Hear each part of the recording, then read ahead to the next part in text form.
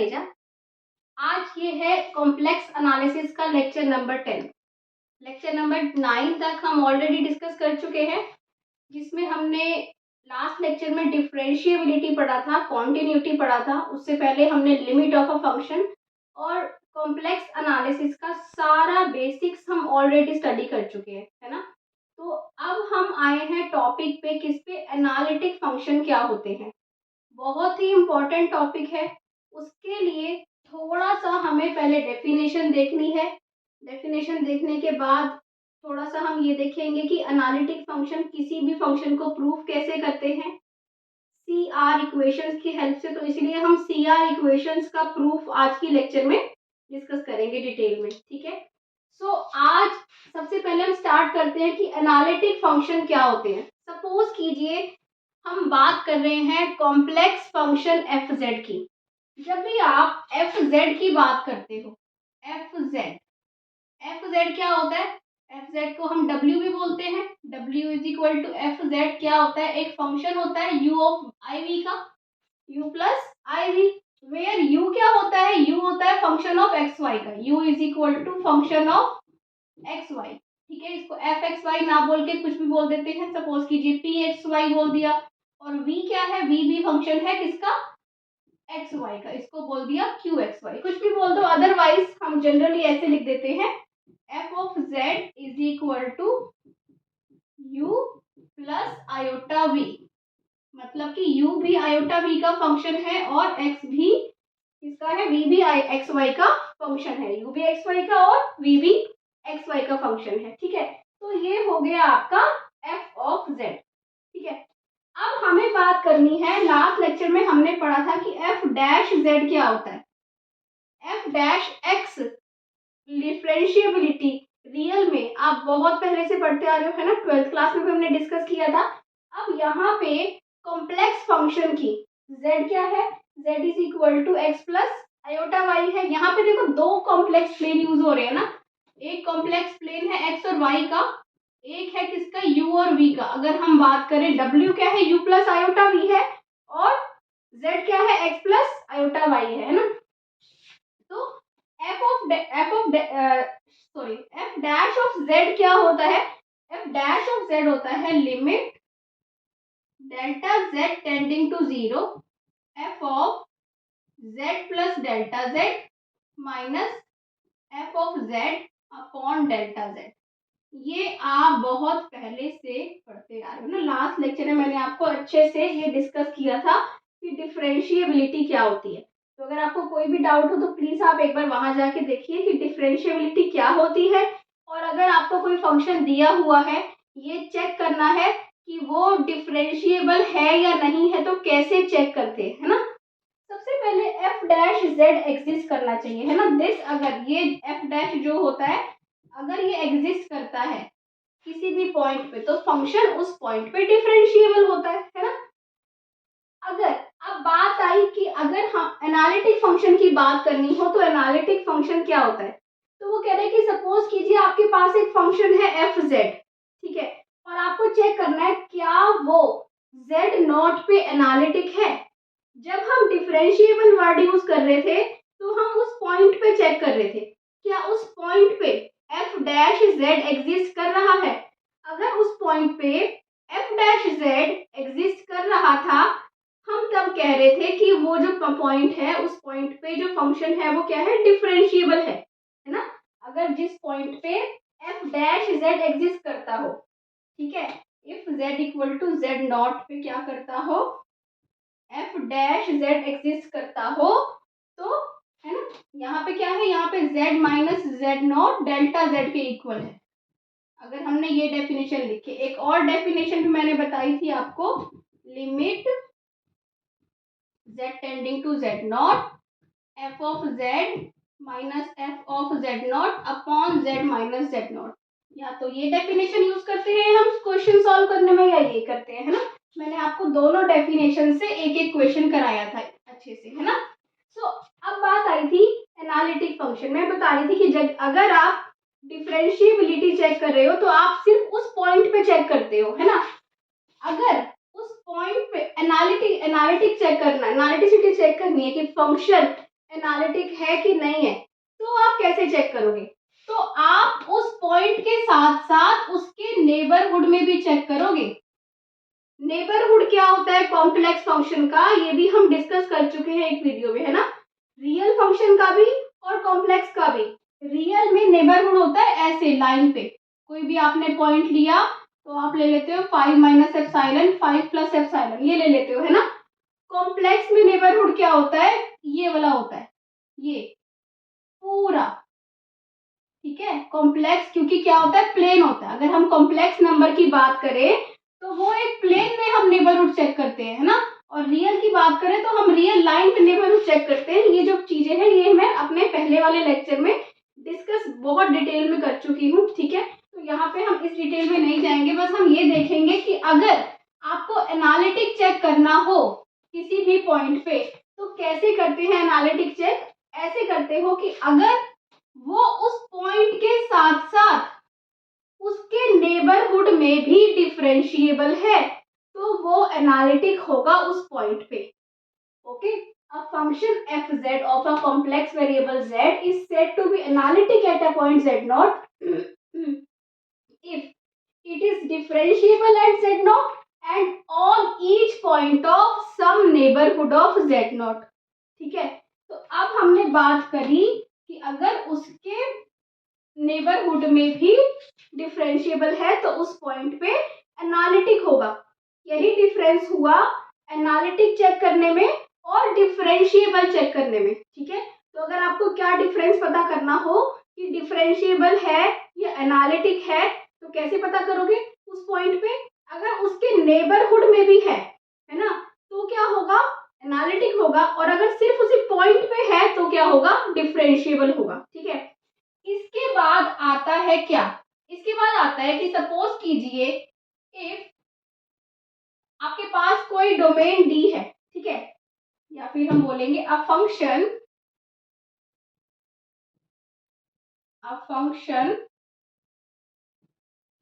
F Z is said to be analytic in a domain D। अब अगर हम पूरे डोमेन की बात करें, उस फंक्शन को हम उस डोमेन में एनालिटिक कब बोलेंगे, if it is differentiable at each point of domain. If it is differentiable at each point of domain, ठीक है। अब एक तो ये इन्होंने बोला कि हम कोई, हमारे पास डी डोमेन दे रखा है कोई भी, वो बोल रहा है कि डोमेन के अगर सारे पॉइंट्स पे डिफरेंशिएट, अभी आपको एग्जांपल्स मिलेंगे ना तो आपको देखना डोमेन्स भी दिए होंगे एग्जांपल में कि डोमेन क्या है। डोमेन क्या होता है, सर्कल भी हो सकता है, रेक्टेंगल भी हो सकता है, आपको डोमेन दिया हुआ होगा कि डोमेन क्या है ना। वो हम क्वेश्चंस करेंगे, एग्जांपल्स और डिस्कस करेंगे डोमेन क्या है। A function fz is said to be analytic in a domain D अगर वो उसके हर पॉइंट पे डिफरेंशिएबल है, ठीक है। अब एक बात ये भी होती है, बहुत इंपॉर्टेंट चीज आप देखिए कि सपोज कीजिए इफ, ये इन्होंने एक वैसे overall definition the, but if a function is differentiable, या बहुत ध्यान से देखिए, at all points of A domain except on some points। कुछ पॉइंट्स ऐसे आपको मिले कि बाकी हर जगह तो पूरे डोमेन में डिफरेंशिएबल है, बट दो चार except at on some finite number of points, है ना। कुछ फाइनाइट नंबर ऑफ पॉइंट्स ऐसे हैं, फाइनाइट नंबर ऑफ पॉइंट्स की बात करें, कुछ पॉइंट्स ऐसे हैं जिनके ऊपर वो डिफरेंशिएबल नहीं है, ठीक है। देन ऑल्सो उसको हम एनालिटिक फंक्शन ही बोलते हैं। Then that function is called analytic on that domain। in that domain and अब जो वो एक्सेप्शनल पॉइंट्स होते हैं उनको हम क्या बोलते हैं, सिंगुलर पॉइंट्स। बहुत ध्यान से समझने वाली बात है। एनालिटिक डिफरेंशिएबिलिटी से हम एनालिटिक पे आए, एनालिटिक से हम किस पे आ रहे हैं, अब एनालिटिक से हम आए किस पे, सिंगुलैरिटी पे। And those exceptional points and those exceptional points are called singularities of the function, singularities of the function। ठीक है, तो अगर आपको कोई फंक्शन दे रखा है और डोमेन दे रखा है, आपको ये पता करना हो कि वो किन पॉइंट्स पे एनालिटिक नहीं है या कौन सी उसकी सिंगुलैरिटीज हैं, तो जिन पॉइंट्स पे एफ डैश जेड एग्जिस्ट ना करता हो वो क्या होती हैं, उसकी सिंगुलैरिटीज होती हैं। ठीक है, अच्छा अगर कोई भी सिंगुलैरिटीज ना हो, अब एक नई टर्म और आ रही है कि अगर कोई भी सिंगुलैरिटीज हो ही ना, है ना, एक फंक्शन है, एक डोमेन है, डोमेन के सारे पॉइंट पे वो क्या है, डिफरेंशिएबल है, कोई भी उसकी सिंगुलैरिटीज नहीं है, कोई भी पॉइंट ऐसा नहीं है जो जिसपे वो डिफरेंशिएबल ना हो, then that function is called regular function.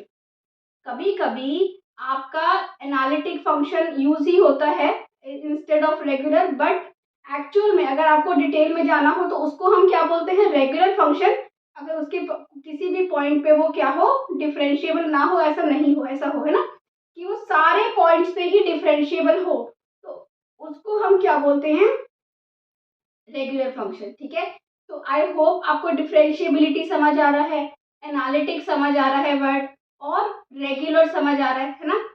तो इसके बाद हम एग्जाम्पल से भी देखेंगे कौन सा एनालिटिक है। बेसिकली एनालिटिक चेक करने के लिए आपको ये नहीं चेक करना अब कि डिफरेंशिएबिलिटी चेक करें हम बार बार, नहीं, एनालिटिक चेक करने के लिए आपको सीआर इक्वेशन वेरीफाई करा के दिखानी होती है, वो बहुत इजी होता है सीआर इक्वेशन को वेरीफाई कराना। तो इसीलिए, क्योंकि वैसे ये लिंक जो है डेफिनेशन का वो डिफरेंशिएबिलिटी से है, बट आपको क्या नहीं चेक करना, आपको बार बार डिफरेंशिएबिलिटी चेक नहीं करनी अगर आपको किसी फंक्शन को एनालिटिक प्रूव करना हो। इसके लिए इंट्रोड्यूस हुई कौन सी, CR equation, Cauchy Riemann equations. Cauchy Riemann equations की नेसेसरी एंड सफिशिएंट कंडीशन को हम पहले प्रूव करेंगे, फिर एग्जांपल्स करेंगे बहुत सारे, क्योंकि ये बहुत ही इंपॉर्टेंट टॉपिक है। एग्जांपल से हम देखेंगे कि कैसे हम ये देखते हैं अगर हमें कोई फंक्शन दिया हो कि वो एनालिटिक है या नहीं है, वो कैसे चेक करते हैं। ठीक है, so next we come to Cauchy-Riemann equations. So now we have Cauchy-Riemann equations, necessary condition for a function to be analytic. Analytic क्या होता है, अगर कोई फंक्शन किसी पॉइंट पे एनालिटिक है, इसका मतलब वो उस पॉइंट के साथ साथ उसके नेबरहुड में भी डिफरेंशिएबल है ना। तो ये क्या कह रहा है कि suppose a function f z is continuous in some neighbourhood of z and is differentiable at z, then the first order partial derivative exist, और ये इक्वल होते हैं, ux is equal to v y and uy is equal to minus v x. ये Cauchy Riemann equations है। तो इसके necessary part है ये वाला, जिसमें हम इसको डिफरेंशिएबल है उसके नेबरहुड में ये लेके चलेंगे, एनालिटिक है ये लेके चलेंगे, और ये प्रूफ करेंगे कि वो उस केस में क्या है, curly u by curly y minus curly v by curly x के इक्वल है, या फिर हम बोल देते हैं uy is equal to minus v x, ux equal to v y. ux क्या होता है, curly u by curly x। इस पार्शियल डेरिवेटिव को हम ऐसे रिप्रेजेंट करते हैं। ठीक है, एक बार हम ये लेके चलेंगे कि एनालिटिक है और ये प्रूफ करेंगे, दूसरी बार हम ये लेके चलेंगे और ये प्रूफ करेंगे कि ये क्या है, ऐसे हर इस पॉइंट पे उसके नेबरहुड में डिफरेंशिएबल है ना। तो इसका मतलब क्या हुआ, ये थ्योरम तो हम एक ही बार प्रूफ करेंगे, पर जब हम आगे एग्जांपल्स करेंगे, एग्जांपल्स करने में बार बार हमें डिफरेंशिएबिलिटी चेक नहीं करनी पड़ेगी।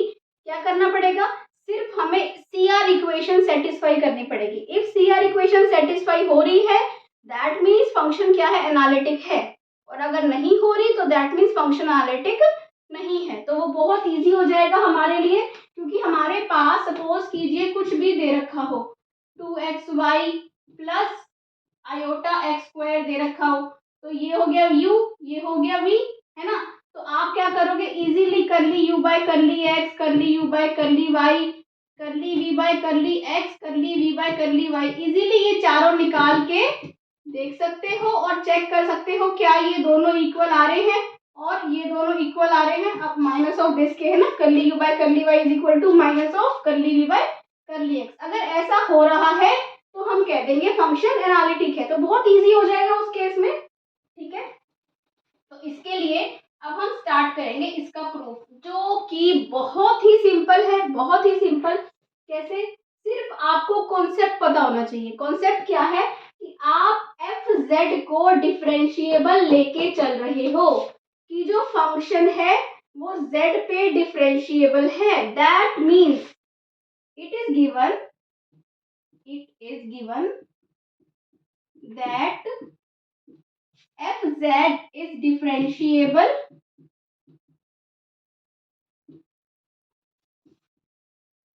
at z. This implies f dash z exist, है ना, f dash z exist. That is, अब बताओ f dash z की वैल्यू क्या होती है, limit delta z tending to 0 क्या होता है, f of z plus delta z minus f of z upon delta z। यही होती है वैल्यू किसकी, f डैश z की, ठीक है। अब हमें ये पता है कि ये एग्जिस्ट कर रहा है। जब मैंने आपको डिफरेंशिएबिलिटी के एग्जांपल्स कराए थे तो मैंने आपको क्या बताया था कि अगर आपको ये प्रूव करना हो कि डिफरेंशिएबल नहीं है, f डैश z एग्जिस्ट नहीं कर रहा, तो ये बता दो कि जब हम दो अलग अलग पाथ से जाते हैं तो f डैश z की वैल्यू डिफरेंट आती है ना। अब ये कह रहा है f डैश z एग्जिस्ट कर रहा है, इसका मतलब चाहे हम किसी भी पाथ से जाएं, अलोंग x एक्सिस जाएं या अलोंग y एक्सिस जाएं या किसी और through any curve y equal to mx जाएं, हर पाथ से f डैश z की वैल्यू इक्वल आएगी। तो हमें वही करना है, बहुत सिंपल है।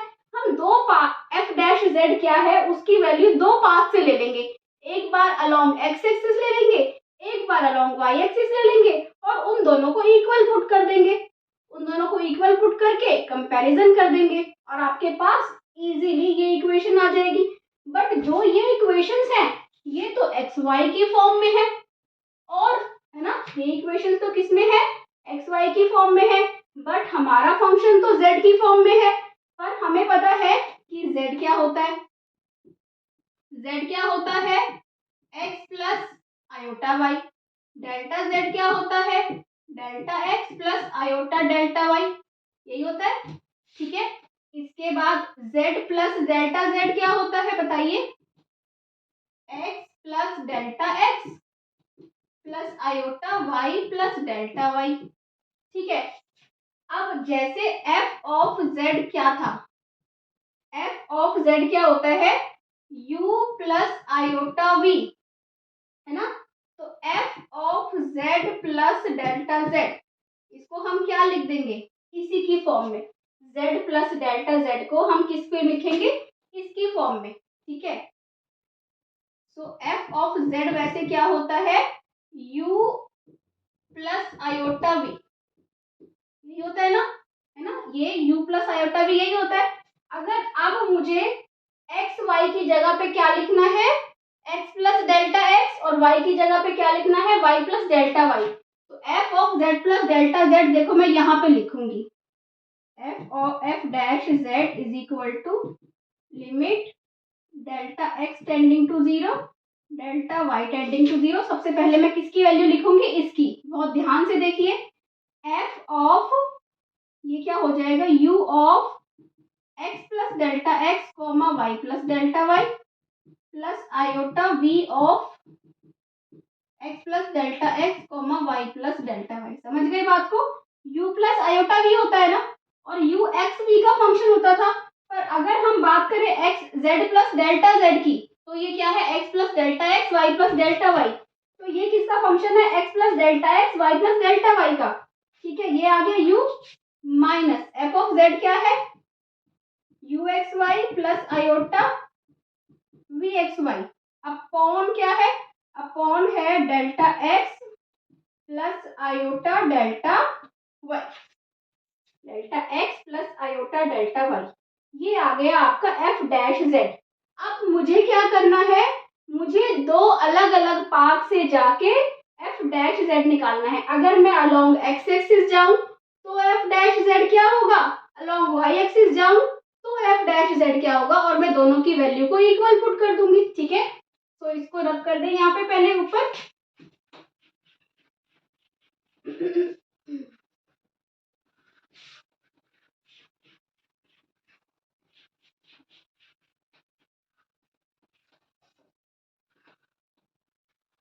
देखिए, सो क्योंकि since we no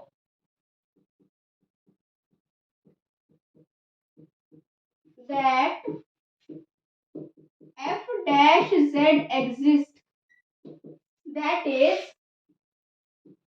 value of f dash z will be same irrespective of path।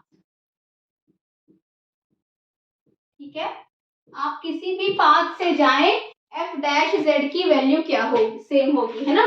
सो अब पहले हम ले लेते हैं अलोंग x एक्सिस। ठीक है, अलोंग x एक्सिस लेंगे तो क्या हो जाएगा, लिमिट डेल्टा एक्स, पहले हम डेल्टा वाई को जीरो करेंगे फिर डेल्टा एक्स को करेंगे। तो डेल्टा वाई को जीरो लेंगे तो आपको क्या मिलेगा, u x plus delta x comma y plus iota v x plus delta x comma y, ठीक है, माइनस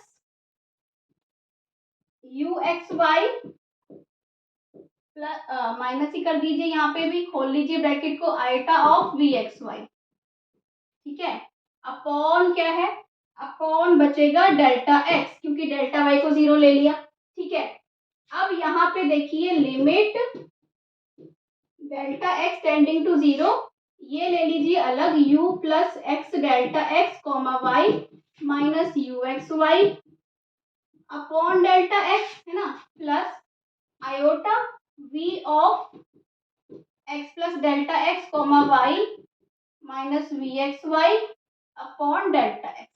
इसको अलग ले लीजिए, इसको अलग ले लीजिए। ठीक है, अलग अलग कर लिया हमने, u वालों को अलग, v वालों को अलग। अब आप इसको ध्यान से देखिए, ये किसकी वैल्यू है, ये वाली, ये। अच्छा, एक बात और, अगर आपके पास किसी भी फंक्शन में वेरिएबल दो हैं पर लिमिट एक पे अप्लाई हो रही है, दैट मीन्स वहां पे क्या है, पार्शियलिटी हो रही है ना। वेरिएबल आपके पास दो है पर लिमिट वो एक पे अप्लाई कर रहा है। जैसे कि अब हम इस चीज को कंसीडर करें, अगर इसमें क्या कर रहा है, वेरिएबल आपके पास u भी है और v भी है, सॉरी x भी है और y भी है, बट सिर्फ इसी पार्ट को कंसीडर करो, x भी है और y भी है, बट लिमिट किस पे अप्लाई कर रहा है, x पे अप्लाई कर रहा है। तो ऐसे केस में क्या होती है, पार्शियलिटी। तो इस वैसे ये डिफरेंशिएशन है ना, u of x y minus u of x plus delta x, आप करते थे ना, x plus h minus x upon h करते थे ना, या फिर x plus delta x minus u of x upon delta x. तो ये होती किसकी है, डेफिनेशन डिफरेंशिएबिलिटी की होती है, but du by D x होना चाहिए था अगर दोनों पे लिमिट अप्लाई हो रही होती, बट दोनों पे ना होके किस पे हो रही है, एक पे। तो ये किसकी वैल्यू है, करली यू बाई करली एक्स की, प्लस आयोटा ये किसकी वैल्यू है, करली वी बाई करली एक्स की। तो ये आपको मिल गया एक, जब आप पाथ से गए अलोंग एक्स एक्सिस गए तो आपको ये वैल्यू मिल गई। ठीक है, तो इसके बाद अगर आप अलोंग वाई एक्सिस जाएंगे, नाउ आप क्या कर लीजिए, along y axis, along y axis जाएंगे तो क्या हो जाएगा, पहले आप डेल्टा एक्स को जीरो कर लेंगे और वाई को बाद में करेंगे। तो क्या बचेगा, u x comma y plus delta y minus u x y, है ना, अपॉन डेल्टा वाई, ऐसा बचेगा आपकी बात। ठीक है, प्लस आयोटा, ये इतना पोर्शन मैंने डायरेक्टली यहाँ पे ऐसे लिख दिया क्योंकि सेम वैसे ही होना है, पहले ये स्टेप आएगा फिर ये स्टेप आएगा, तो मैंने क्या करा है डायरेक्टली इसमें ये वाला स्टेप लिख दिया, ठीक है। Iota v of x comma y plus delta y minus v of x y minus v of x y upon delta y, ठीक है। सो अब यहाँ पे डेल्टा वाई है तो डेल्टा वाई के साथ आयोटा भी है ना। आयोटा से आयोटा यहाँ पे हो जाएगा कैंसल आउट, यहाँ पे आपके पास ये क्या बचेगा, ये हो जाएगा करली यू, अगर हम 1 बाय आयोटा को बाहर ले लें, ठीक है, तो हमारे पास क्या हो जाएगा curly u by curly y, iota आ गया नीचे, plus curly v by curly Y, ये आ गया, ठीक है। अब आयोटा को हम नीचे रखते नहीं है तो क्या रखते हैं, आयोटा से हम ऊपर नीचे मल्टीप्लाई कर देते हैं, आयोटा आयोटा, तो हमारे पास क्या बचेगा, iota square is -1, so I can write it here minus of curly u by curly y iota plus curly v by curly y. अब एक पाथ से ये वैल्यू आई है, एक पाथ से ये वैल्यू आई है। Now compare real and imaginary part, इसका रियल क्या है curly u by curly x, तो आप क्या लिखेंगे comparing, I am writing it here comparing real and imaginary part, क्या हो जाएगा curly u by curly x is equal to curly u by curly y, है ना, और curly v by curly x is equal to minus of curly v by curly y, है ना, that is this one. So ये क्या है Cauchy Riemann equations, हमें function differentiable दे रखा था, ठीक है, नेबरहुड में, और हमने क्या प्रूफ करा उसको, कॉशी रीमान इक्वेशंस को प्रूफ करा। अब की बार हम कॉशी रीमान इक्वेशंस को लेके चलेंगे और ये बताएंगे कि फंक्शन किसी पॉइंट के नेबरहुड में और उस पॉइंट पे क्या है डिफरेंशिएबल है, ठीक है। तो that is sufficient part of Cauchy Riemann equations. So now come to sufficient part. So now we have sufficient condition for a function to be analytic. अब अभी तक हमने क्या करी नेसेसरी कंडीशन, नेसेसरी कंडीशन क्या थी, हमने ये लिया कि फंक्शन जो है वो डिफरेंशिएबल है ना, कॉन्टिन्यूअस है, डिफरेंशिएबल है, और हमें ये चेक करना था कि वो CR इक्वेशंस को सेटिस्फाई कर रहा है ना, डिफरेंशिएबल है नेबरहुड में मतलब कि वो एनालिटिक है। अब जैसे हमने नेसेसरी कंडीशन करी वैसे ही हमने क्या करनी है सफिशिएंट कंडीशन। अब सफिशिएंट कंडीशन क्या है, वो ये कह रहा है कि CR इक्वेशन सेटिस्फाई हो रही है और आपको ये दिखाना है कि f' z या फिर fz एनालिटिक है। fz एनालिटिक है इसका मतलब क्या हुआ कि वो डिफरेंशिएबल होगा, डिफरेंशिएबल होगा तो f' एग्जिस्ट करेगा। तो अगर हम ये दिखा दें कि f' एग्जिस्ट कर रहा है डोमेन में, इसका मतलब क्या होगा, एक तो हमें ये पता चल जाएगा कि जो क्या है फंक्शन एनालिटिक है, दूसरी बात हमें f' की वैल्यू मिल जाएगी जो कि हमें यूज होने वाली है सारे क्वेश्चन में जब हम CR इक्वेशन के बाद फंक्शन को कंस्ट्रक्ट करेंगे, ठीक है। देखिए कैसे फंक्शन कंस्ट्रक्ट करना है वो हम एग्जांपल्स में भी पढ़ेंगे सारा बहुत। तो अब यहाँ पे हमारे पास क्या है सफिशिएंट कंडीशन, देखिए हमें क्या दे रखा है कि ये फंक्शन है uxy plus iota vxy, okay. So now we have proof, here we have fz is equal to u of xy plus iota of vxy, ठीक है। आपको ये दिखाना है कि fz एग्जिस्ट करता है, ठीक है, f' की वैल्यू क्या होती है, यही होती है f of z plus delta z minus f of limit delta z tending to 0 upon delta z, यही होती है ना।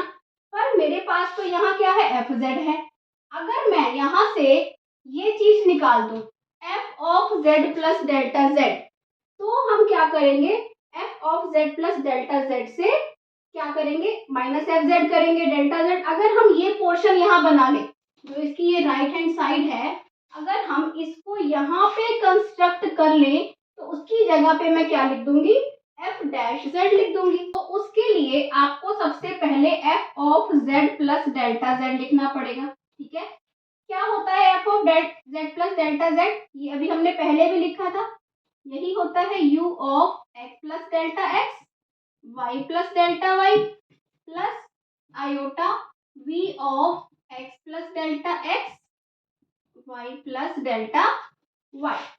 ठीक है, अब कैन वी एक्सपेंड दिस, क्या हम इसको एक्सपेंड कर सकते हैं, किससे, with the help of Taylor's theorem. अगर आपने टेलर्स थ्योरम पढ़ी है तो हम इसको टेलर्स थ्योरम से एक्सपेंड कर सकते हैं। ठीक है, क्या होती है इसकी वैल्यू, बाय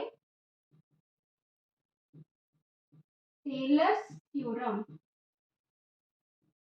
क्या हो जाएगा, क्या होगा, f of z plus delta z, left hand side same रहेगी, ये क्या हो जाएगा, u of x y applying Taylor's theorem plus curly u by curly x delta x plus curly u by curly y delta y plus इसके बाद आता है curly square u by curly x square, mean सारे second derivatives आते हैं but हमने वो consider नहीं करना, so you can leave that up to so on. ऐसे हम इसको एक्सपेंड करते हैं किसी भी फंक्शन को with the help of Taylor's theorem. ठीक है, इसके बाद आप v वाले को करेंगे, प्लस आयोटा है यहाँ पे, ये v को करिए, v of x y plus curly v by curly x delta x plus curly v by curly y delta y up to so on.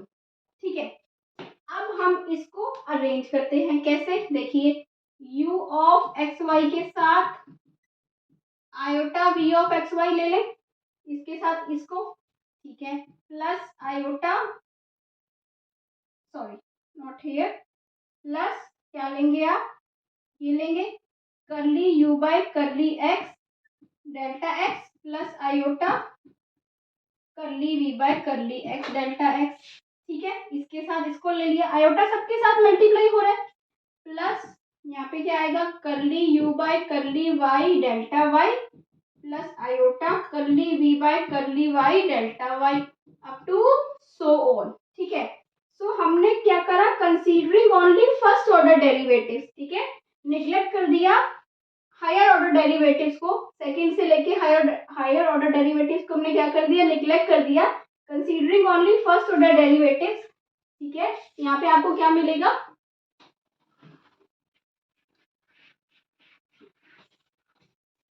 यहाँ पे देखिए हम लिखते हैं, यहाँ पे आपके पास है F of z plus delta Z. बहुत ध्यान से देखिए, हमने क्या बनाना है, एफ डैश जेड बनाना है।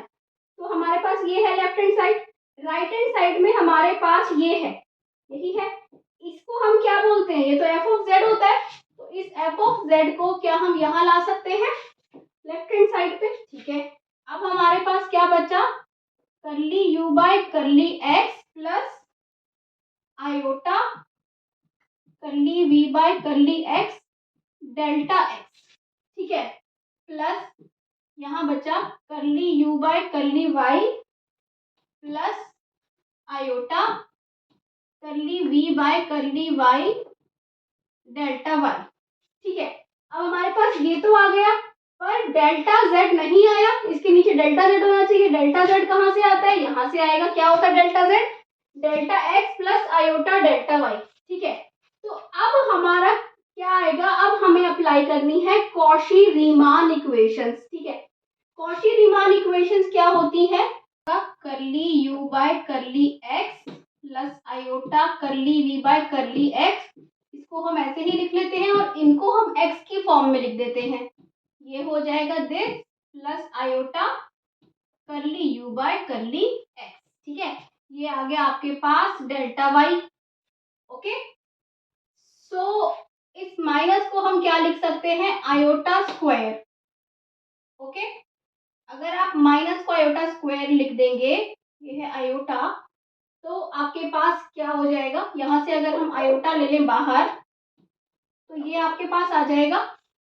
ठीक है, curly u by curly x plus iota curly v by curly x delta x, इसको खोलिए, क्या बना आपके पास, curly u by curly x plus iota curly v by curly x, ठीक है, ये हुआ delta x plus iota delta y, और अंदर क्या है देखिए, curly u by curly x plus iota curly v by curly x, इसको रख कर देते हैं यहाँ पे। क्या बचा हमारे पास, ये और ये दोनों में से कॉमन आ जाएगा, curly u by curly x plus iota curly v by curly x, अंदर क्या बचा, delta x plus iota delta y, ये क्या होता है, डेल्टा जेड होता है ये तो, है ना। यहाँ पे क्या था, F of z plus delta z minus f of Z upon, इसको अगर हम उठा के यहाँ ले आए तो ये क्या बन जाएगा, डेल्टा जेड, यहाँ से उठा के नेक्स्ट स्टेप में क्या करेंगे, यहाँ ले आएंगे डिनोमिनेटर में, तो ये क्या बन जाएगा, डेल्टा जेड, ठीक है। तो अब आपके पास taking limit delta tending to zero, delta z tending to zero, क्या मिला, limit delta z tending to zero f of z plus delta z minus f z upon delta z, किसके equal आ गया, limit delta z tending to zero curly u by curly x plus iota curly v by curly x, और क्या लिख सकते हैं, और limit delta z tending to zero करली v by curly y minus of iota curly u by curly y, तो ये भी हो सकता है, और ये क्या होता है, एफ डैश जेड होता है। अब क्या ये एग्जिस्ट कर रहा है, यस कर रहा है, क्योंकि आपको पता है कि ये एग्जिस्ट कर रहे हैं, अगर ये एग्जिस्ट कर रहे हैं इसका मतलब ये भी एग्जिस्ट कर रहा है, एफ डैश जेड भी, अगर एफ डैश जेड एग्जिस्ट कर रहा है इसका मतलब क्या है, वो डिफरेंशिएबल है, मतलब कि वो एनालिटिक है, दैट मीन्स फंक्शन एनालिटिक भी है, आपको ये भी पता चल गया, और आपको ये भी पता चल गया कि इसकी वैल्यू क्या है। अगर अब आपको कभी भी u और v दे रखे हो या फिर खाली u दे रखा हो तो आप v भी बना सकते हैं और फंक्शन को भी कंस्ट्रक्ट कर सकते हो, है ना। u आपको दे रखा होगा, u से आप क्या निकालोगे, करली u बाय करली x, और क्या निकालोगे, करली u बाय करली y, ठीक है। करली v बाय करली y किसके इक्वल हो जाएगा, इसके इक्वल हो जाएगा, करली u बाय करली x इसके इक्वल हो जाएगा, आपके पास v भी आ जाएगा, इंटीग्रेट करके आप v बनाओगे, u और v से क्या बना दोगे, फंक्शन। तो फंक्शन को कंस्ट्रक्ट करने में भी इसका बहुत यूज होगा। आगे हम एग्जांपल्स करेंगे नेक्स्ट लेक्चर में, और ये देखेंगे कि कैसे इस एनालिटिक वाली थ्योरम को हम, एनालिटिक वाला जो भी हमारा रिजल्ट है इसको हम कैसे एग्जांपल्स में यूज करते हैं, कैसे फंक्शन कंस्ट्रक्ट कर सकते हैं, ठीक है। u दे रखा हो तो v कैसे निकलता है, u और v दे रखा हो तो एफ जेड कैसे बनता है, तो ये सब कुछ हम नेक्स्ट लेक्चर में डिस्कस करने वाले हैं। सो आई होप आपको आज का लेक्चर अच्छे से क्लियर हो गया है। अगर आपको अच्छा लगा है तो प्लीज़ चैनल को सब्सक्राइब कीजिए, वीडियो को लाइक कीजिए, शेयर कीजिए। Thank you for watching, bye bye.